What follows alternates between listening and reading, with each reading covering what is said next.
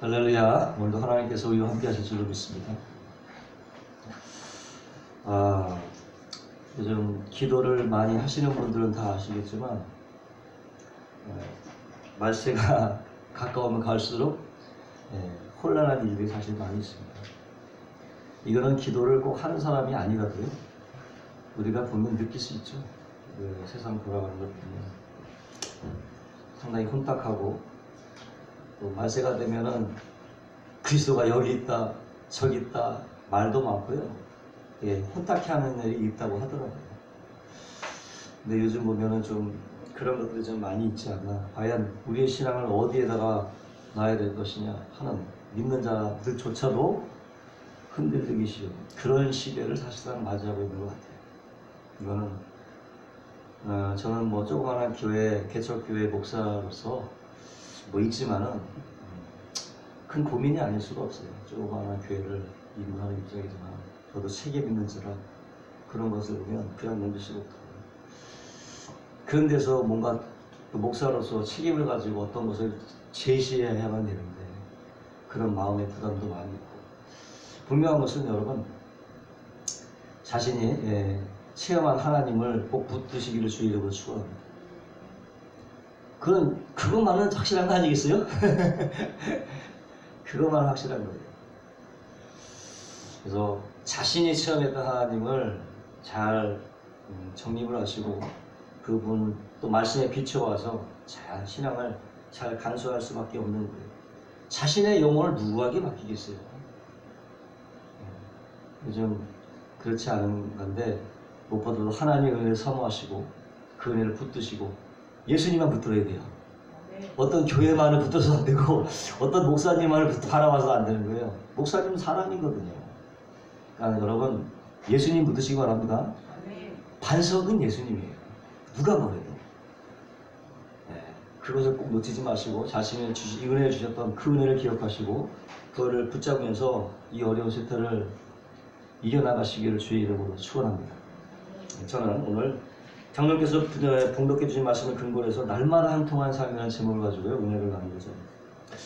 그 몇 해 전부터 이 로또 복권이라는 게 나와서요, 그 일확천금의 꿈으로 많은 사람들이 마음을 막 부풀게 하고, 또 거기다가 인생 역전의 문구가 한 폭을 더하고 있어요.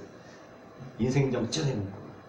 그래서 모두가 다 그냥 하던 일을 잠시 멈추고는 다 그냥 로또 것만을 바라보고 있는 거예요. 혹시나 해서 바라보지만 언제나 역시 나죠. 근데 운이 좋게도 이 로또 복권에 당첨된 사람들을 보면 오히려 당첨되기 이후의 삶이 더 비참해지는 경우가 많이 있다.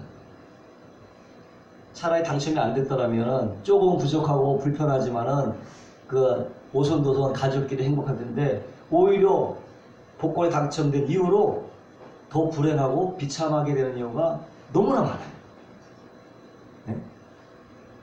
그러니까 자기 분수에 맞게 살아야지, 분수가 넘어치니까 감당이 안 되는 거예요. 갑자기 없던 돈이 막 생기니까 감당할 수가 없는 거예요.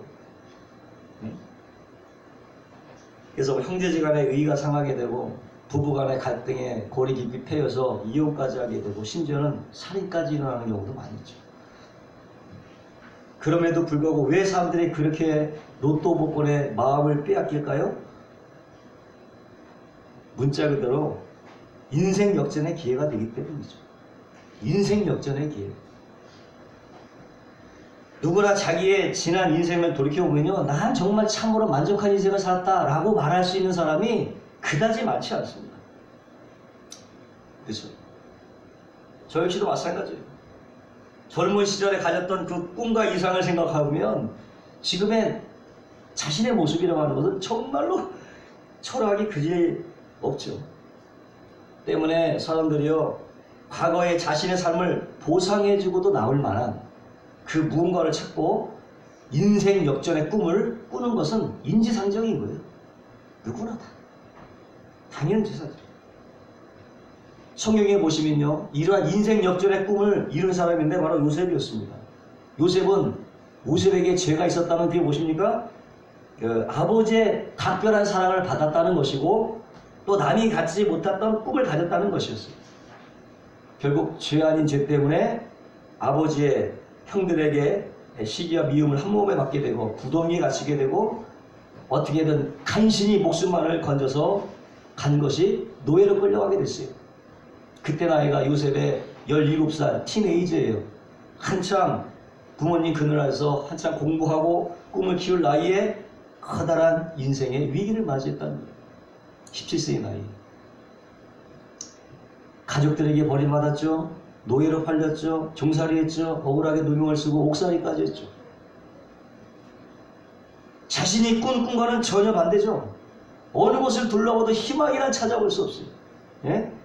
누가 봐도 정말 성공할 것 같지 않았던 그 인생 가운데 여러분. 자신이 꾼 꿈마저 퇴색해버리는 그런 상황에, 그러나 여러분, 꿈이 있는 사람은요, 그 꿈 때문에 어려움을 당하고 시련을 겪을 때가 있다고 하는 것입니다. 꿈 때문에. 다윗도요, 왕이 되기 전에는 사울이 어땠어요? 죽이려고 늘 창으로 던지고 그걸 피해갖고 굴에 들어서 나고 적국에, 블레셋 적국에 들어가서 개거품을 오고 미치광, 그래야 살아남으니까 그 미치광이 노릇을 하면서 목숨을 부지했어요. 그러한 시련과 어려움의 순간이 있었기에 이스라엘 왕자에 올랐다는 거예요, 여러분. 그래서요, 성공한 사람들 치고요, 거저된 사람 없어요. 다 고생, 젊어서 고생하지 않은 사람이 없다. 높은 살일수록 어떻게 해요? 골재가 깊잖아요. 예? 꿈이 크면 절망 또한 큰 거예요. 시련 또한 큰 겁니다. 그래서 성공하는 사람들이 위대하게 보는 거예요. 왜? 그걸 본 게 아니라 그 밑에 엄청난 시련을 갖고 있기 때문에. 거기에 감동하는 거죠. 뭐 잘된 것만 보고 부러워서 그게 아니죠. 그 시련을 합니다. 그래서 왜 나한테 이런 고통이 오느냐, 여러분, 원망 불평하지 마시기 바랍니다. 그 시련과 고통 뒤에 반드시 뭐가 있다? 하나님의 축복이 있다는 것을 믿으시기를 주의 이름으로 축원합니다. 하나님이 이렇게 시련과 고통을 통해서 그릇을 만들어가는 거예요. 우리의 그릇을 만들어가는 거예요. 인간답게 만들어가는 거예요.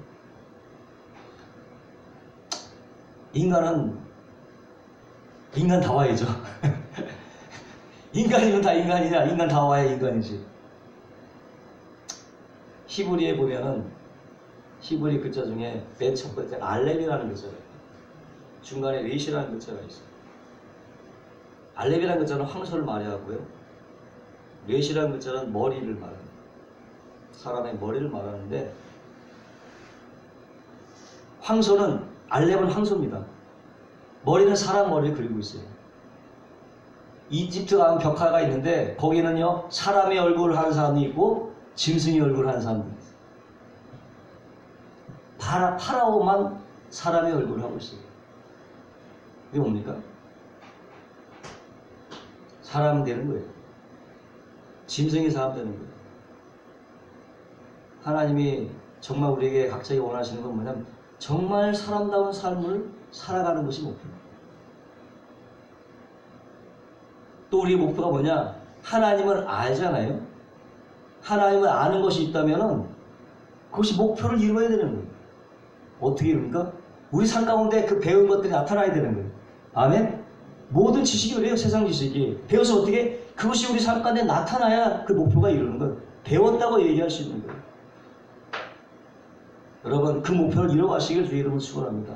성경 말씀을 많이 지식으로 아는 것으로 그렇다는 게 아니라 그것이 우리 삶 가운데 나타나야 되는 거예요. 그것이 목표를 이루는 거예요. 아멘? 그런 삶을 살아가셔야 되는 거예요.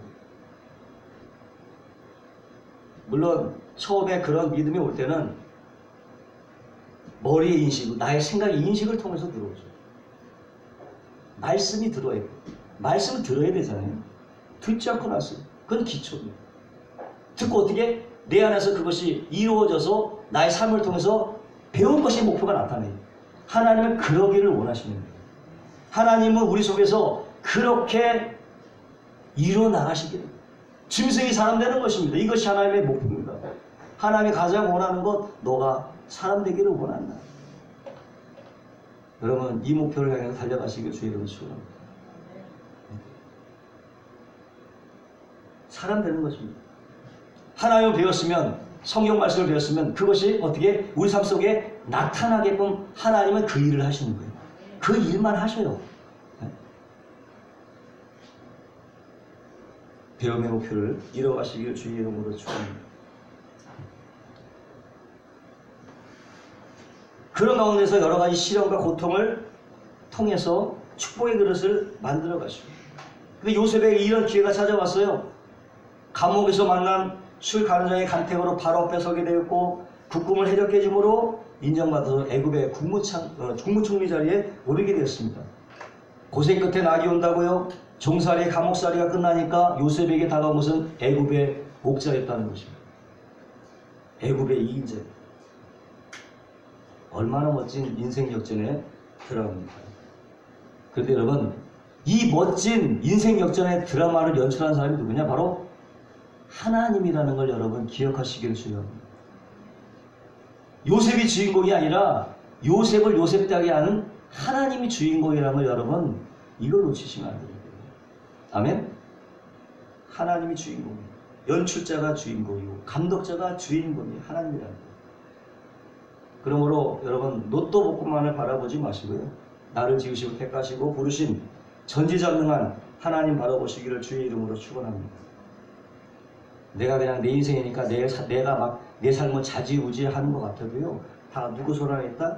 하나님의 각본하에 연출된다는 것을 믿으시기를 주의 이름으로 축원합니다.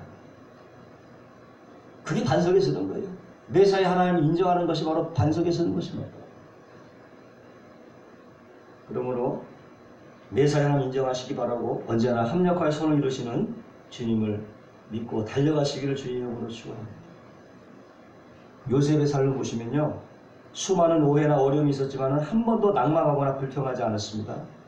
한 점에 오점도 없는 그런 삶을 살았습니다. 얼핏 보면 넘어지고 자빠지고 되는 것이 없었는 것 같았지만 그럼에도 요셉을 향한 하나님의 뜻은 이루어지고 있었다. 시편 157절에 하나님을 앞서 보내주시며 요셉이 종으로 팔렸다가 그렇게 말씀하고 있습니다. 하나님이 요셉을 앞서 보내서 이스라엘의 구원의 도로 삼으신 거예요. 하나님의 계획이 있었습니다. 요셉을 먼저 보내므로 이스라엘 구원의 도구로 삼으셨다고 하는 것입니다.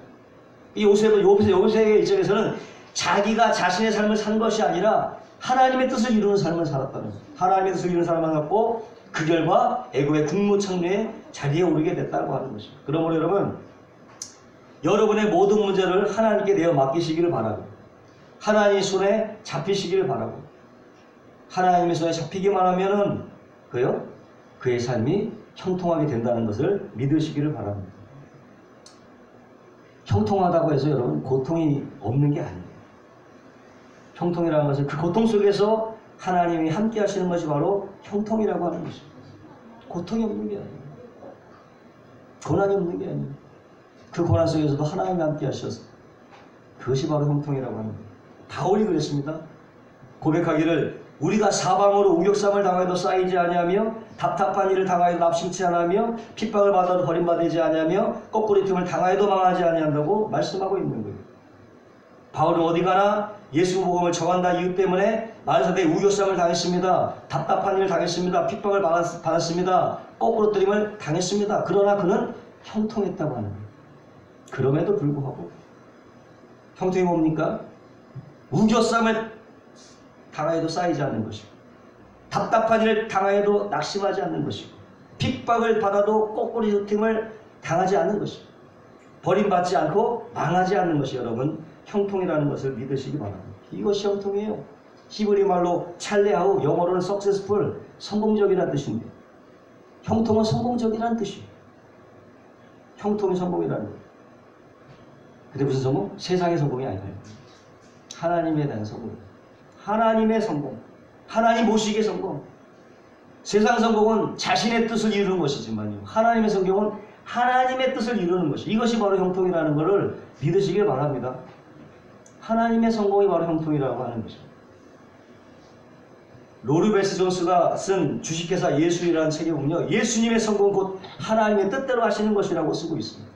예수님의 성공은 하나님의 뜻대로 하는 것이었다. 겟세마나의 동산에서 기도를 보시면 아버지여 내 뜻대로 마옵시고 아버지의 뜻대로 없어서. 요셉도 말하기를 창세기 45장 8절에 나를 이리로 보낸 자는 당신들이 아니요 하나님이시라. 하나님께서 그렇게 하셨다고 하는 것입니다. 이 모든 것들이 다 하나님의 뜻이라고 하는 것입니다. 때문에 하나님의 뜻을 알고 따라가는 삶이 여러분 형통한 삶인 것을 믿으시기를 주의 이름으로 축원합니다. 그것이 형통한 것입니다. 첫째로 우리가 형통한 삶을 살면요. 누구와? 하나님 함께 하셔야 돼요. 누구와 함께 한다? 하나님 함께 계십니다. 2절에 보니까 여호와께서 요셉과 함께 하심으로 말하고 있고 3절에도 그 주인이 여호와가 그와 함께 하심을 보며라고 말하고 있습니다. 여기에 요셉이 함께 했던 비결은 바로 하나님께서 요셉과 함께 하셨기 때문이라고 하는 것입니다. 그래서 형통은요. 형통이라고 하는 것은 인간적인 힘과 노력만 가지고는 되지 않습니다. 성경 말씀을 잘 보시면 요셉이 형통한 자가 되었다 그랬어요. 되었다가 뭡니까? 수동형입니다. 누가 수동형이에요? 하나님께서 하게 하셔야 되는 거예요. 자기가 그렇게 되는 게 아닙니다. 자기의 힘과 노력으로 하나님 그렇게 해 주셔야 되는 거예요. 수동형이라고. 성경에도 보면 하나님께서 함께 하신다는 표현이 많이 나오는데 하나님은 이스마엘과 함께 하셨습니다. 창세기 20장 20절에 하나님이 그 아이와 함께 계시며 이삭과도 함께 하십니다. 내가 너와 함께 있어 내게 복을 주어 야곱과도 함께 하십니다. 내가 너와 함께 있어 내가 어디로 가는지 너를 지키며라고 기록하고 있습니다. 하나님은 누구와 함께 하냐? 사람들과 함께 하십니다. 사람들과 함께 계시는 하나님, 이스마엘과 함께 계시는 하나님, 이삭과 함께 계시는 하나님, 야곱과 함께 계시는 하나님, 저와 여러분과 함께 계시는 하나님. 누구와 함께 계시다? 사람과 함께 계세요. 하나님은 동물과 함께 하지 않습니다. 저기 토성과 태양과 함께 하지 않습니다. 누구와 함께 하신다? 인간과 함께 하시는 하나님. 믿으시기 바랍니다. 23절에 전옥은 그의 손에 맡긴 것을 뭐든지 돌아보지 않았으니 이는 여호와께서 요셉과 함께 하심이라. 요셉은 감옥에 갇혀 있었지만은 하나님이 함께 해주셨어요. 임마누엘이 뭡니까? 하나님이 우리와 함께 계시다는 것이에요. 그러니까 하나님 어떤 하나님? 임마누엘의 하나님. 인간과 함께 하시는 하나님. 아멘. 임마누엘의 하나님이 되는 거예요. 때문에 고아와 같이 저희를 내버려 두지 않습니다. 우리가 하나님을 떠나서 어떻게 성공과 번성과 번영을 기대할 수 있습니까? 어떻게 우리가 형통한 삶을 살 수 있습니까? 여러분, 하나님과 함께 하시기를 늘 확증하시기를 주의 이름으로 축원합니다. 아주 오래된 한 선교사가 중국에서 복음을 전할 때 있는데 갑자기 잘 믿던 주민들이 막 성난 폭도가 돼서 막 선교사를 죽이려고 창을 들고 막 따라오는 거예요. 영문도 모르고 막 걸어만 나서를 하고 막 도망가다가 마침내 배가 있는 곳에 배에 올라탔어요. 배를 겨울 없이 막 머리로 막 창들이 날라오는 거예요. 급한 김에 막 물에 뛰어들었고 간신히 창을 피해서 그 길로 겨우겨우 고향에 돌아갔어요. 그리고 그 이야기를 친구에게 딱 들려줬더니 그때 한 친구가 이 얘기를 듣고는 그때 어떤 성경 말씀이 생각났냐고 물어보는 거예요. 그때 어떤 성경 말씀이 생각났어? 근데 그 선교사가 말하기 그때 성경 구절이 생각난 게 아니라 그냥 다만 하게 나와 함께 한다는 걸 느꼈을 뿐이에요. 그 위기 상황에 뭐가 떠올랐겠어요. 하나님 나와 함께 하신다는 걸 확신해. 맞습니다. 어떤 위기 상황에도 하나님이 함께 하시면요 창도 피하는 거예요. 물속에도 건져주는 것입니다. 아멘? 모든 일 형통하게 된다고 하는 것입니다. 우리가 때로 하나님을 위해서 일을 한다고 할 때요 하나님과 함께 일하지 않을 때가 많을 때도 있어요. 하나님 일을 하는 외형적으로 하나님을 해. 근데 하나님과 일을 같이 하지 않을 때가 많아요. 성전 일은 하나님의 일이잖아요. 근데 하나님과 함께 하지 않을 경우가 많아요. 목회도 하나님의 일이잖아요. 목회하는 경우도 하나님과 하지 않은 경우도 많아요. 중요한 것은 무엇을 하냐가 중요한 게 아니라 누구와 함께 하느냐가 중요하다고 했어요. 그것이 중요한 거예요, 여러분. 하나님과 함께 하시길 주 이름을 축원합니다. 하나님과 함께하고 예수님과 함께하고 성령님과 함께한다면 우리의 모든 사역이나 봉사는 지치지 않습니다. 피곤하지 않습니다. 힘들지 않습니다. 늘 새로운 힘이 솟아나게 된다는 것입니다. 하나님과 함께 계시 바라고 두 번째는 형통하되 모든 매사에 형통하다고 그랬어요. 모든 일에 형통하다고 그랬어요. 3절에 보니까 여호와께서 그의 범사에 형통케 하심을 보았다고 했어요. 범사께 형통하게 하십니다. 모든 일에 형통하게 하십니다. 신명기 전체에 주제가 있으면요, 그건 뭐냐? 여호와께서 너의 범사에 내게 복을 주시리라는 거예요. 어떤 것은 복을 주시고, 어떤 것은 화를 주시고, 어떤 것은 형통케 하시고, 어떤 것은 불통케 하시는 하나님이 아니라는 거예요. 완벽하고 완전하신 분이라는 거예요. 모든 걸 확실하게 해주신다는 하나님이시라는 거예요. 그러므로 여러분, 형통한 사람은요, 부분적으로 잘 되는 것이 아니라 모든 것이 잘 된다는 것을 믿으시기 바랍니다. 모든 것이 잘 되는 거예요. 사도 바울을 보세요. 모든 일이 형통했고 모든 일이 하나님의 뜻을 이루었습니다. 바울이 예수 믿기 전에 어떻게 해요? 자신의 지식과 신념을 따라서 예수 믿는 자는 모조리 다 감옥에 쳐넣겠다고 의기양양하면서 다메섹을 걸어가고 있었어요. 하늘에서 음성이 들렸습니다. 사울아 사울아 내가 어찌하여 나를 핍박하느냐. 그 소리 놀라 하늘을 보니까 하늘에서 햇빛보다 강렬한 빛이 그의 눈에 비쳤어요. 눈이 감겨져 꼬꾸라졌습니다. 시력은 물론이요, 자기가 하고 있던 모든 목적을 상실해버렸습니다. 자기 의의가 완전히 꺾였습니다. 사도 바울이 두 번째 전도여행 갔어요. 무시아에서 비두니아로 가려고 할 때 성령은 뭐래요? 예수의 영이 허락하지 않는다고 그랬어요. 예수님이 막으신 거죠. 그래서 바울은 자신의 뜻을 꺾고 정반대 방향인 드로아로 가고 말았어요. 자신의 의지가 깨어지고 자신의 뜻대로 하지 못하는 것이 여러분, 그것이 형통이라는 거예요. 하나님 보시기에. 바울은 치밀한 사람이었습니다.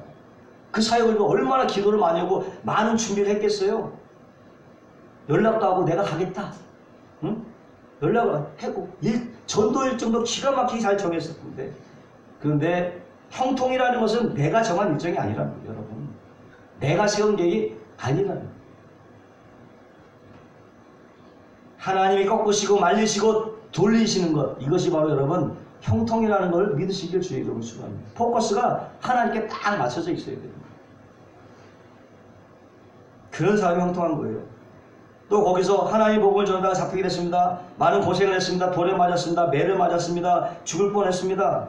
예수님 복음을 전하는데 왜 이런 해를 받아야 돼요? 칭찬을 받지 못할 망정 이런 고난을 받아야 됩니까? 예? 복음을 전한다는 이유 때문에 맞지 않아도 될 매와 돌과 핍박을 받았다는 것입니다. 왜? 응? 그러다가 포로로 잡혀가는 거예요. 호송되는 순간에 뜻하지 않은 광풍이 일어났습니다. 유라굴로가 임했습니다. 모두가 276명이 타고 있었는데 이 광풍으로 미친 바람이에요. 광풍은 미친 바람이야. 광풍으로 인해서 배는 파산될 위기를 맞이하고 있었는데 밤에 사자가 나타났어요. 너희 중에 한 사람의 생명도 해하지 않는다는 것입니다. 뭡니까? 형통이라는 것은 배와 화물은 부서지겠지만 생명에는 지장이 없는 거예요. 아멘. 그게 형통입니다. 며칠 전에 제가 실수로 넘어져서 손이 깨졌는데 맨 처음에 저 원망스럽더니 얼마나 감사하고 다행인지 모르겠어요.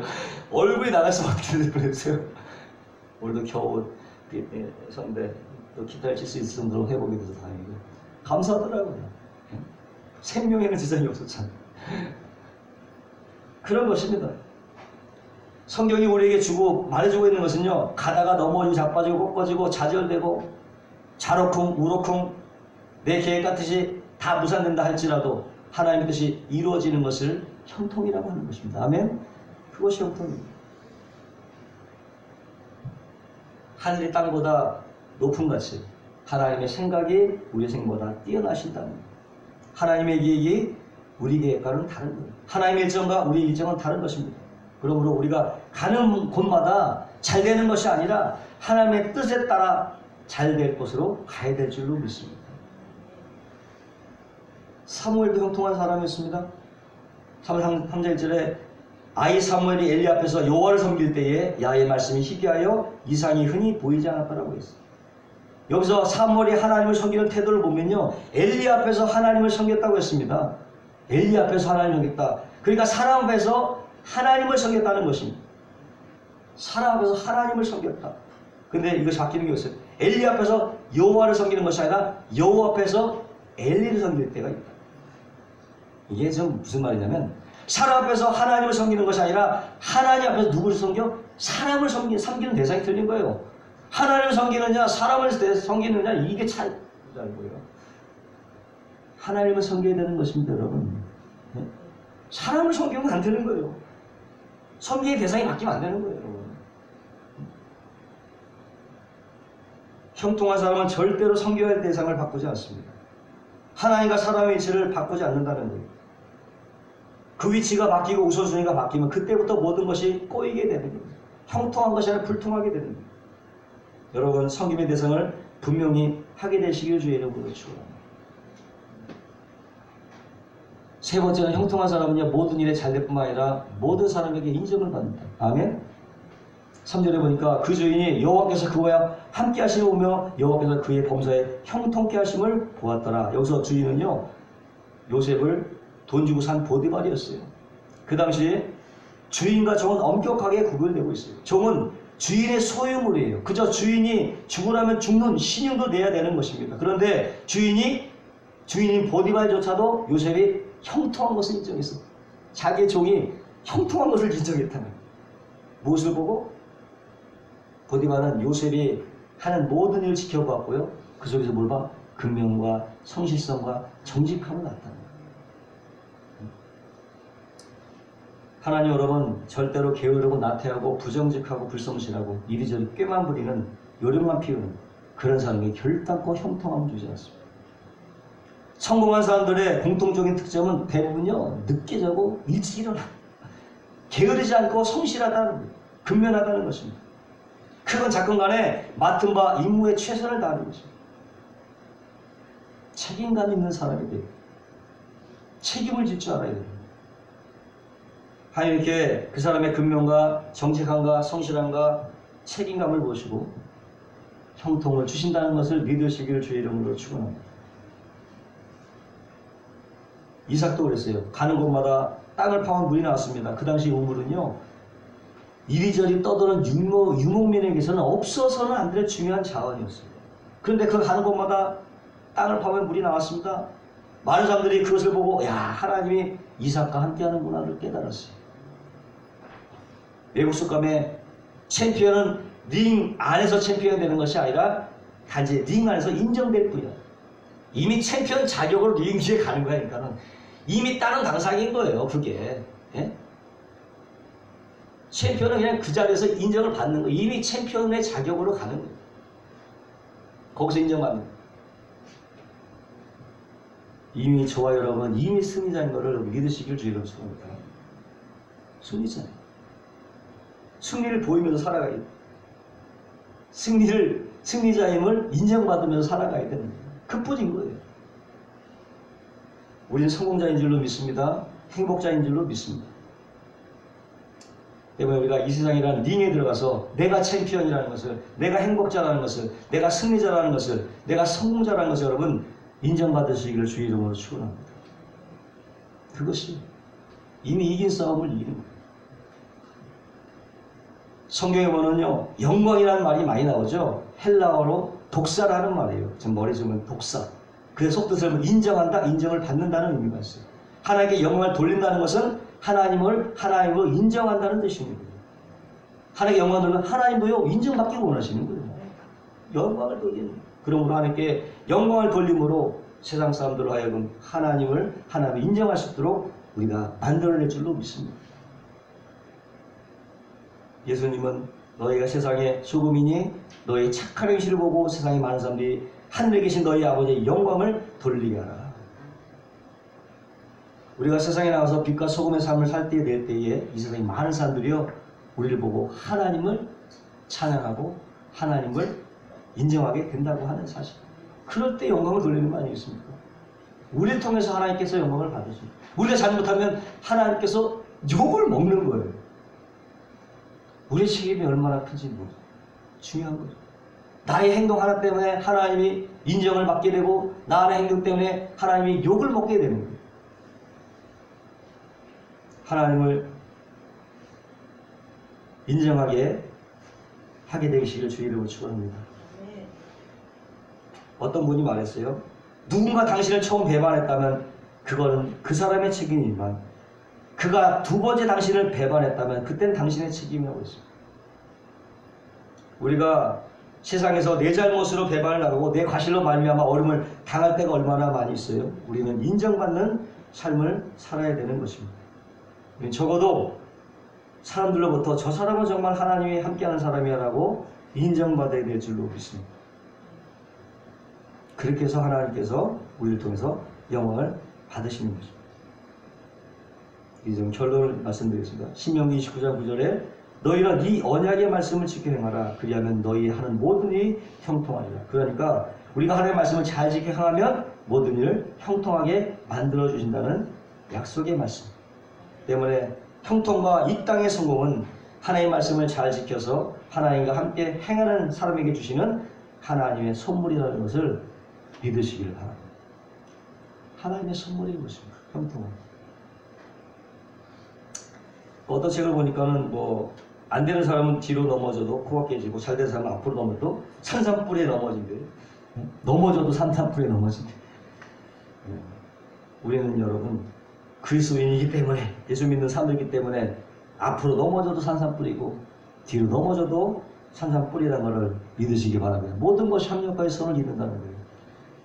우린 이미 승리자고 행복자예요. 링 안에서 인정받으시기를 주님의 이름으로 축원합니다. 사람은 누구든지 예외 없이 이 땅을 살아가면서 시험을 당하고 어려움을 당하죠. 카드빚에 허덕이게 되고 자녀, 직장, 사업 등의 문제를 가지고 있고 정말 어디서부터 손을 대야 될지 모를 때가 너무나 많죠. 요셉처럼 절망의 구덩이에 빠지고 억울하게 종살이 옥살이 할 때가 많이 있습니다. 그럼에도 불구하고 하나님께서 저와 여러분과 함께 하시면 많은 사람들이 우리의 형통함을 인정하게 될 줄로 믿습니다. 현재 우리의 고난은 장차올 영광과 좋게 비교할 수 없는 삶이라는 것을 믿으시기 바랍니다. 그러므로 하나님께서 우리를 택하셔서 이 땅에 나게 하시고 살게 하신 목적, 그것은 바로 형통케 하고 성공적인 인생을 살면서 하나님의 뜻을 이루며 영광을 돌리기 위함이라는 것입니다. 때문에 현재 일시적인 고통과 시련과 어려움들이 하나님의 뜻을 이루는 수단이 된다는 것을 믿으시고 하나님과 함께 하심으로 늘 승리하고 성공하고 형통한 삶을 사시기를 주님의 이름으로 축원합니다. 기도하겠습니다. 거룩하시고 영화로우신 하나님 감사합니다. 하나님이 요셉과 함께하고 바울과 함께 하심으로 모든 일에 형통했듯이 우리 모두와 함께 하심으로 형통한 삶을 살게 하여 주시옵소서.